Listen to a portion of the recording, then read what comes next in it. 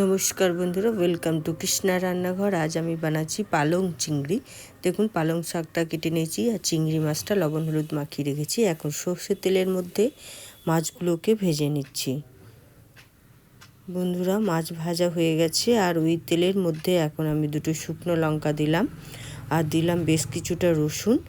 রসুনটা একটু ভাজা ভাজা হয়ে এলে আমি এখন শাকটা দিয়ে দিচ্ছি আর শাকটা দিয়ে বেশ কিছুক্ষণ নাড়াচাড়া করে নেবো। আর এই শাকের মধ্যে তো প্রচুর জল বেরোয়, তাই ঢাকা দেবো না শাকটাতে। এখন আমি এর মধ্যে লবণ মিষ্টিটা দিয়ে দেবো। স্বাদ মতো লবণ দিচ্ছি আর এখানে আমি মিষ্টি দিচ্ছি। মিষ্টিটা অপশনাল, আপনারা চাইলে দেবেন, নাহলে নাও দিতে পারেন।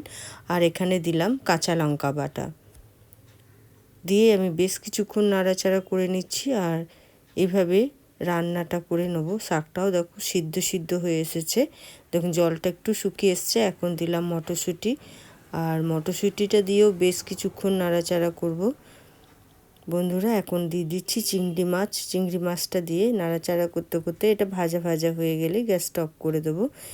ভালো লাগলে লাইক শেয়ার কমেন্ট করতে ভুলবেন না বন্ধুরা। এখন আমি সার্ভ করে দিচ্ছি। ভালো থাকবেন, আবারও দেখা হবে অন্য কোনো রেসিপিতে। নমস্কার।